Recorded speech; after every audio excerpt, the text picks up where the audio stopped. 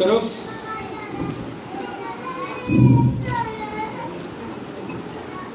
ہمارا آج جو مضمون ہے وہ ہے religious persecution and the Christian conduct, مذہبی اظہار ثانی اور مسیحی چال چلن یا مسیحی کردار یا مسیحی رد عمل۔ متی رسول کی معرفت لکھی گئی انجیل مقدس اور اس کا 5واں باب اور اس کی 10ویں اور 11ویں آیت، اور یہ چیپٹر کہا جاتا ہے مبارک بادیوں کا چیپٹر ہے۔ کون سا باب ہے یہ؟ مبارک بادیوں کا۔ آپ سمجھتے ہیں مبارک بادی کیا ہوتی ہے؟ اور ان مبارک بادیوں میں ایک مبارک بادی جو میں آج پڑھنے لگا ہوں، یہ سنیے گا۔ خداوند یسوع مسیح نے آپ یہ فرمایا، مبارک ہیں وہ جو راست بازی کے سبب سے ستائے گئے ہیں، کیونکہ آسمان کی بادشاہی انہی کی ہے۔ جب میرے سبب سے لوگ تم کو لعن طعن کریں گے اور ستائیں گے اور ہر طرح کی بری باتیں تمہاری نسبت ناحق کہیں گے تو تم مبارک ہوگے۔ کیا ہوگے؟ اور آگے کیا لکھا ہے؟ خوشی کرنا اور نہایت شادمان ہونا، کیونکہ آسمان پر تمہارا اجر بڑا ہے، اس لیے کہ لوگوں نے ان نبیوں کو جو تم سے پہلے تھے اسی طرح ستایا تھا۔ ایز اے رسانی، پرسیکیوشن یا دکھ، یہ کیا ہے؟ کسی کو اس کے مذہب، دین، ایمان کی مشق کی وجہ سے، عقیدے کی وجہ سے اس کو یا اس کے ساتھ اس کو اذیت دینا، اس پہ ظلم کرنا، اس کے ساتھ ناروا سلوک کرنا، یہ مذہبی اظہار لسانی کہلاتا ہے۔ کسی شخص کو جب اس کے مذہب، ایمان اور اس کے عقیدے کی مشق کرنے کی وجہ سے اسے دکھ دیا جاتا ہے، مارا جاتا ہے، گھائل کیا جاتا ہے، قید میں ڈالا جاتا ہے، اس پر ظلم کیا جاتا ہے، اسے پابند کیا جاتا ہے، باندھا جاتا ہے، شکنجوں کے اندر کس دیا جاتا ہے، اسے مذہبی ایسا رسانی اور ریلیجیس پرسیکیوشن کہا جاتا ہے۔ اس کو دی جانے والی اذیت، کس کی وجہ سے اذیت ملے؟ آپ کے ایمان کی وجہ سے۔ کس کی وجہ سے اذیت ملے؟ آپ کے عقیدے کی وجہ سے۔ آپ کے عقیدے، ایمان کی وجہ سے جب آپ کو دکھ دیا جاتا ہے، اسے ایز اے رسانی یا پرسیکیوشن کہتے ہیں۔ اور کلام میں خدا کے بندہ پالوس رسول نے یہ فرمایا کہ اگر تم گناہ کر کے دکھ پاتے ہو تو یہ کوئی فخر کی بات نہیں ہے، لیکن اگر تم مسیح کی خاطر دکھ اٹھاتے ہو تو اس کا اجر تمہارے لیے بڑا ہے۔ سو یاد رکھیں کہ جو دکھ آپ کو آپ کے عقیدے، دین، مذہب کی وجہ سے دیا جاتا ہے، اسے ریلیجیس پرسیکیوشن یا اظہار لسانی کہا جاتا ہے۔ اور یہ مذہبی اظہار لسانی یہ کئی صورتوں کی ہوتی ہے، اس کی کئی اقسام ہوتی ہیں، یہ کئی ٹائپس کی ہوتی ہیں، یہ ذہنی ہوتی ہے، یہ لفظی ہوتی ہے، یہ جسمانی ہوتی ہے، یہ معاشی ہوتی ہے، یہ سماجی ہوتی ہے، یہ قانونی ہوتی ہے، یہ آئینی ہوتی ہے۔ اس کی کئی صورتیں ہیں۔ یہ زبانی طور پر بھی آپ کو تکلیف پہنچائی جاتی ہے، کبھی کبھی سیدھے الفاظوں میں آپ کو ایسے غلط ناروا الفاظ کہے جاتے ہیں، گالی دے دی جاتی ہے، برے الفاظوں سے پکارا جاتا ہے. کیوں کہ یہ کون ہے؟ یہ کرسچن ہے. اس کا فیتھ کیا ہے؟ یسوع مسیح کا. یہ کرسچن ہے، اس لیے اس کو برے لفظوں سے پکارا جاتا ہے. اسے اور ہمارے ذہنوں میں ایسے کئی الفاظ ہیں جن لفظوں سے ہمیں پکارا جاتا ہے، کہا جاتا ہے. یہ ذہنی ٹارچر ہے، یہ ذہنی پرسیکیوشن ہے، مینٹلی پرسیکیوٹ کیا جاتا ہے.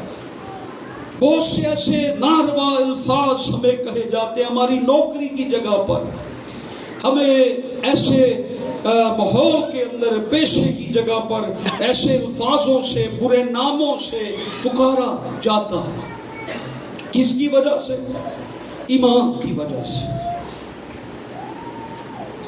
اگر ویسے کوئی آپ کا برا نام لے تو وہ ایک الگ بات ہے، لیکن آپ کو آپ کے عقیدے یا ایمان کی وجہ سے اگر کوئی برا بھلا کہتا ہے یا برے الفاظ کہتا ہے تو وہ ایسا رسانی ہے، لفظی ایسا رسانی. اور بہت سے لوگ جو کام کرتے ہیں انہیں کون سے الفاظوں سے پکارا جاتا ہے؟ آپ نے کبھی سوچا؟ صفائی کرنے والا، کوڑا اٹھانے والا، چوڑا، یہ الفاظ کہے جاتے ہیں. یہ مذہبی ایسا رسانی لفظی طور پر، اور ہم سنتے ہیں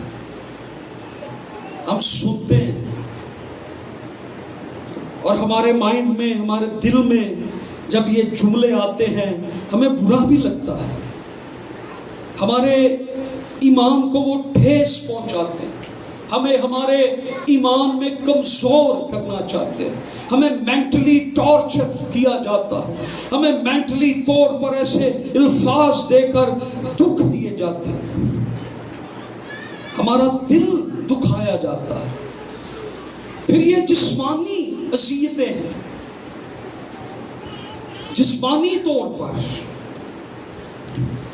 جسمانی اذیتیں جس میں آپ کو مارا جا سکتا ہے، تھپڑ مارے جا سکتے ہیں، لاٹھیاں ہیں، کوئی ہتھیار ہے، ظلم ہو سکتا ہے، آپ کی باڈی، بدن کو ڈیمیج کیا جاتا ہے. یہ پرسیکیوشن کا حصہ، قید میں ڈال دیا جاتا ہے. جیسے پترس کو انہوں نے قید کے اندر ڈال دیا، اس کو بیڑیوں کے اندر انہوں نے جکڑ دیا. کیونکہ وہ کس کی منادی کرتا تھا، اس کا عقیدہ کیا تھا، اس کا مذہب کیا تھا، اس کا یقین کس پہ تھا؟ مسیح پہ تھا. انہوں نے پترس کو پکڑا اور قید خانہ کے اندر ڈال دیا. پرانے عہد نامہ کے اندر فرعون نے خروج پہلے باب کے اندر بھائیوں کو یہ حکم دیا کہ جب اسرائیل کے بچے پیدا ہوں، اسرائیلی عورتوں کے، تو لڑکی ہو تو زندہ رکھنا، لڑکا ہو تو مار دینا. جسمانی اذیت ہے. لیکن ان بھائیوں نے ایسا نہیں کیا. یہ جسمانی اذیتیں کس طرح سے؟ کیوں ان کے بچوں کو مارنا چاہتے تھے؟ کیونکہ وہ اسرائیلی تھے. ان کے لڑکے پیدا ہوں تو مار دینا، کیونکہ وہ اسرائیلی تھے. بدن دکھ اٹھاتا ہے. یہ جسمانی پرسیکیوشنز ہے. پھر ذہنی یا جذباتی ہے. ہمیں ایسی باتیں سنائی جاتی ہیں، ایسا ماحول بنایا جاتا ہے کہ ہمارے ایمان کی وجہ سے ایسا ہمارے خلاف ایک ماحول بنا دیا جاتا ہے کہ بندہ خود غلطی کرنے پر مجبور ہو جاتا ہے اور اس کے بعد وہ ایک بڑی مصیبت کے اندر پھنستا ہے.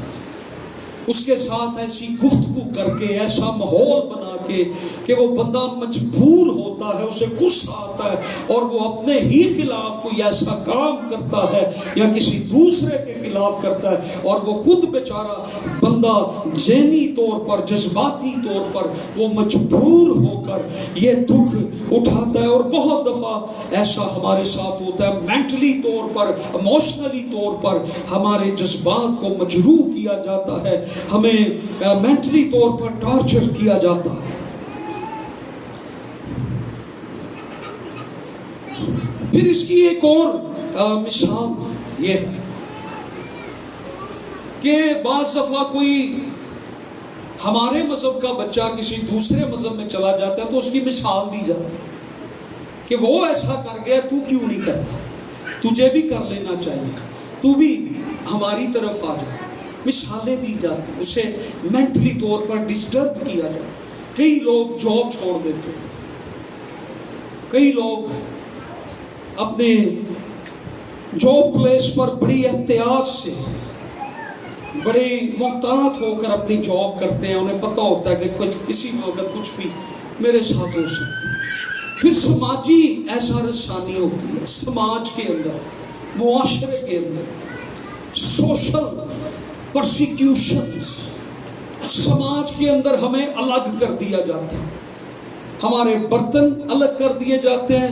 ہم کسی برتن کو ہاتھ لگا دے تو برتن ناپاک ہو جاتا ہے, ہم سے بولا نہیں جاتا, ہم سے بات بڑی لمیٹڈ سی کی جاتی ہے, ہمیں کہیں داخل ہونے سے منع کر دیا جاتا ہے, ہمیں کوئی اچھا عہدہ نہیں ملتا, ہمیں الگ رکھا جاتا ہے. ایون کہ یہاں تک کہ مذہب کے خانے میں بھی ہمارا نام الگ سے لکھ دیا جاتا ہے. یہ سماجی پرسیکیوشنز ہیں. پھر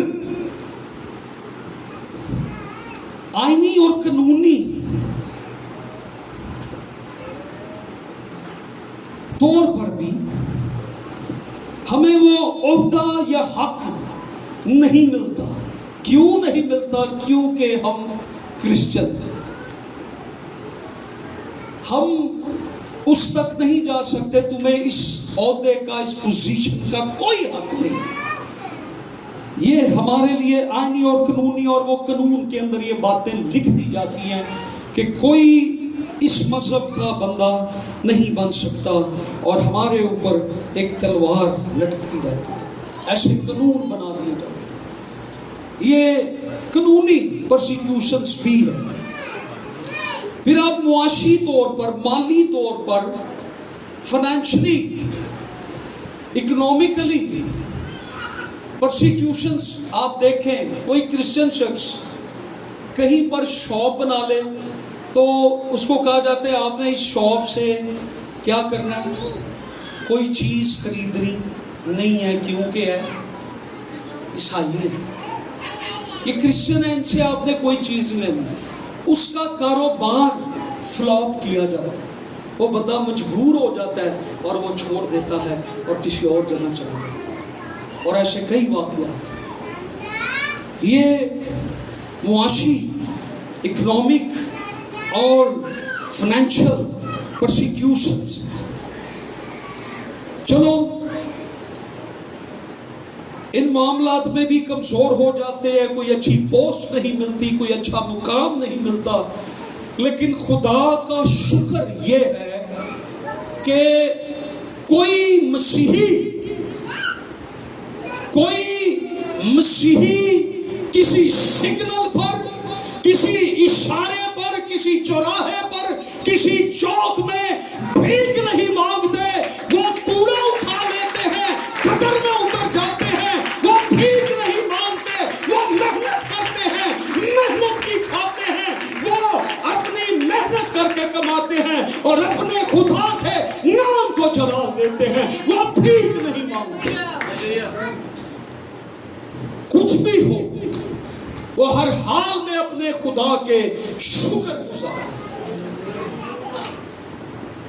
دکھ میں بھی شکر گزار.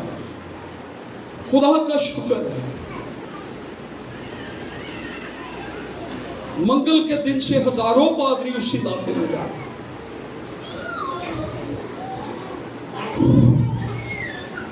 پھر کیا ہوگا؟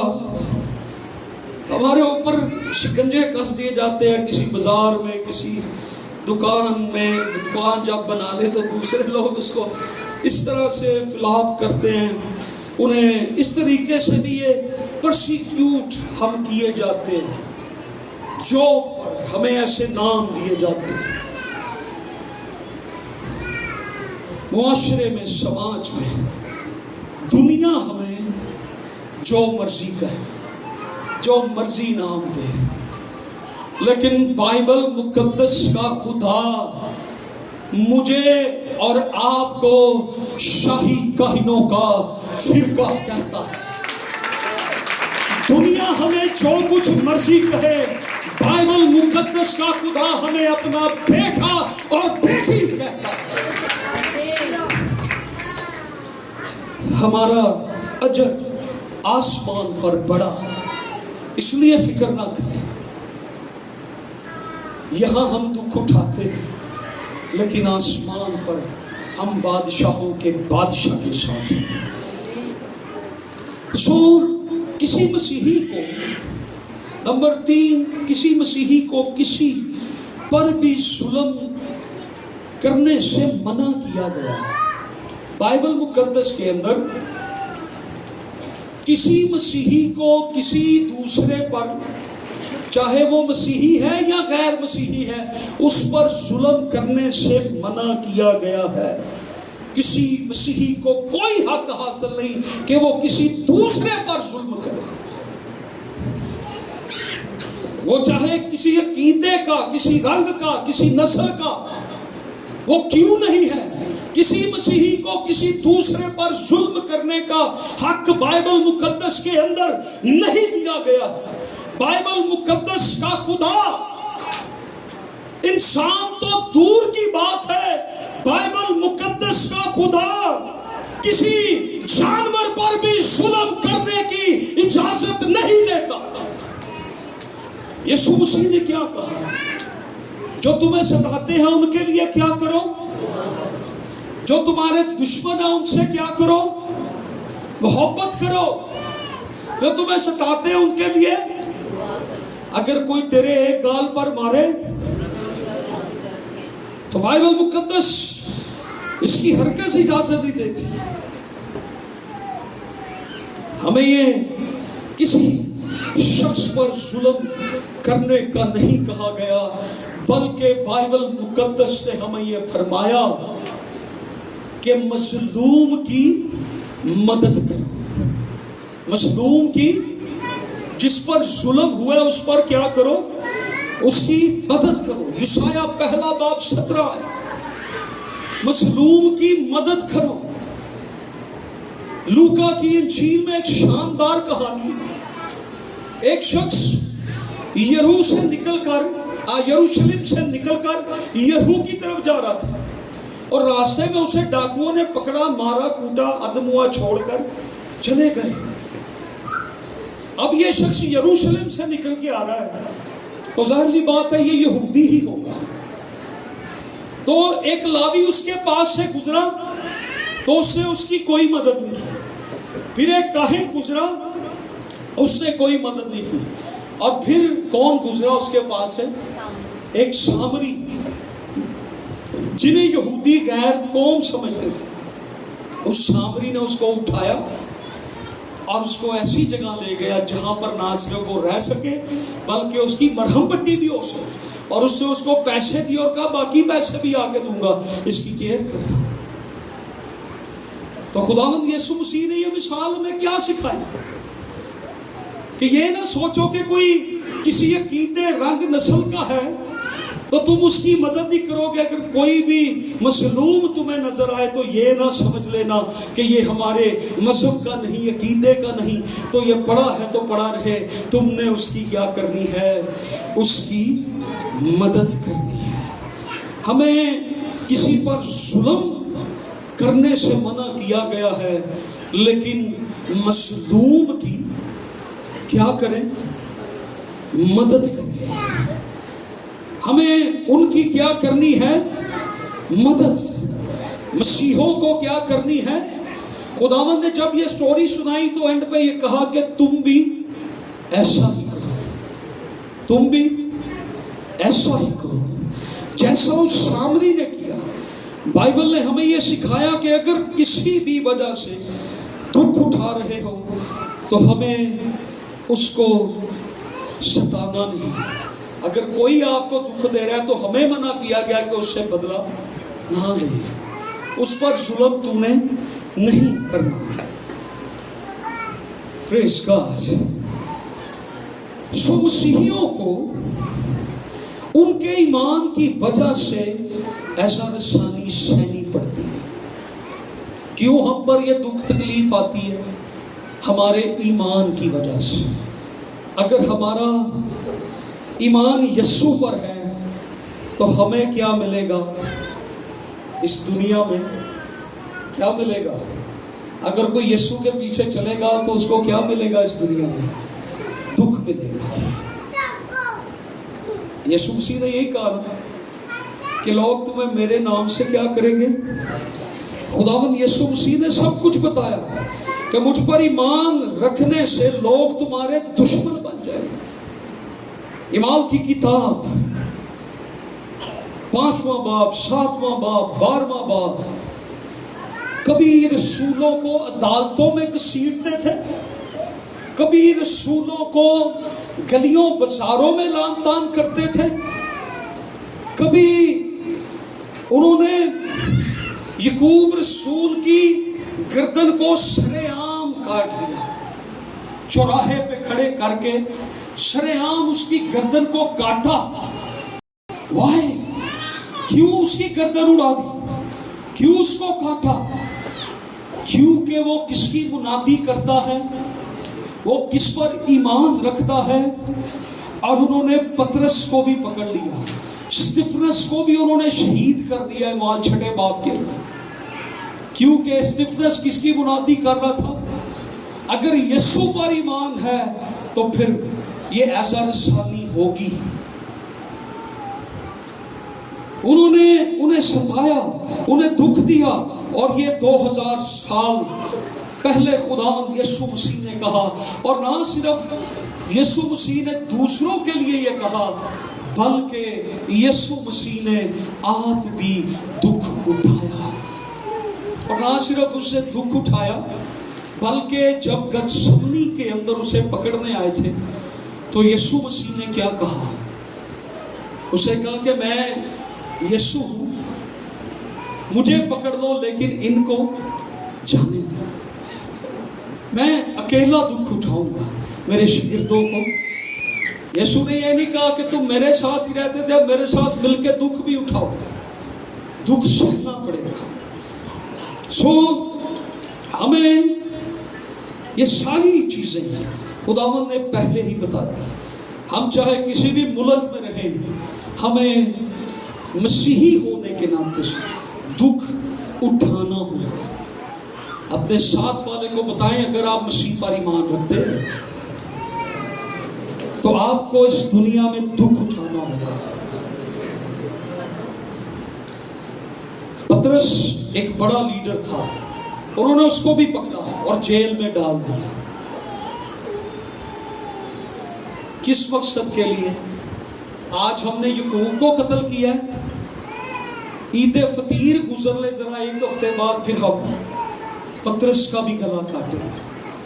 और पतरस, ये याद रखें, पतरस ने इस परसिक्यूशन के अंदर हमें जो बात सिखाई वो ये है कि इन हालात के अंदर खुदा पर तवक्कल करना सीखे। किस पर तवक्कल करें? हालात पर। पतरस जब जेल में गया तो पतरस वहां पे रो रहा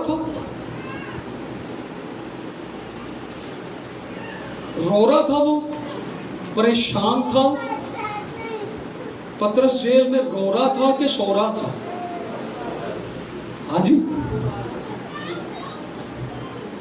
जिस बंदे को पता हो आज कल परसों तक मेरा गर्दन उन्होंने काटनी है, वो सो जाएगा। वाकया इंडिया में हो या जड़ावाला में, हमें इधर नींद नहीं आई, परेशान हुए। पतरस सोया हुआ है।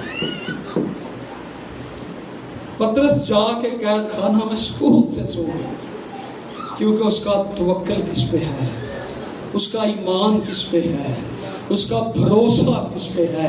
वो जानता है कि अगर मैं यहाँ आ भी गया हूँ तो इन सारे हालात के अंदर मेरा खुदा मुझे निकाल भी सकता है, मुझे बचा भी सकता है। और उसकी कलीसिया ने इस कदर दिलो जान दुआ की कि उसके लिए फरिश्ता उतरा, कैद खाने के दरवाजे खुले और पतरस की पसली पर, उसकी बैली पर फरिश्ते ने मारा, उठ अपनी शर्ट पहन और चल बाहर। इस कदर पतरस गहरी नींद में सोया हुआ था। जेल के दरवाजे खुल गए, उसके हाथ की बेड़ियां खुल गई हैं और उसे कुछ नहीं पता। फरिश्ते ने आकर हिलाया, भाई पतरस उठ जाए, अब आपके लिए सब कुछ खुल गया है। उसने फिर निकल कर मुनादी की। हालेलुया। इसलिए इन हालात के अंदर खुदा पर तवक्कल करना भी सीखें, खुदा पर भरोसा करना भी सीखें। इन आज़ारसानियों के अंदर हमें खुदा पर तवक्कल करना है, खुदा पर भरोसा करना। Glory to Jesus, hallelujah. रब शल्ला रब।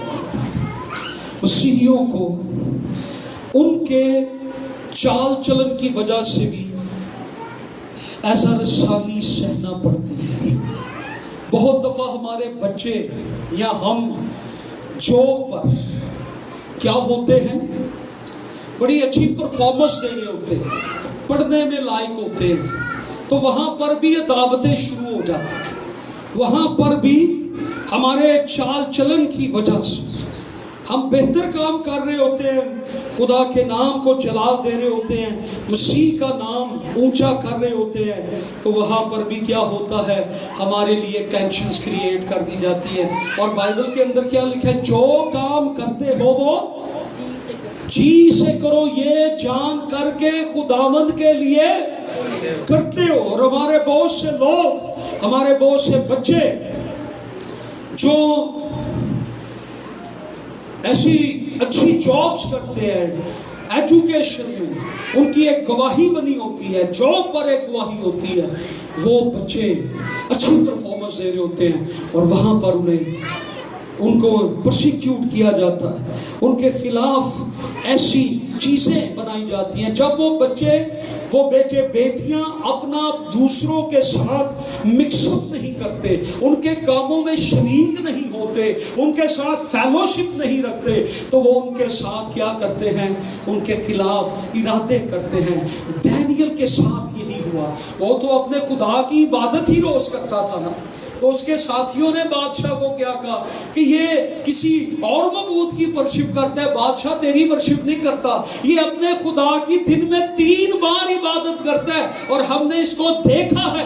और दानियल बाज नहीं आया, तो दानियल को बादशाह ने कहा कि तुझे हम शेरों में डाल देंगे।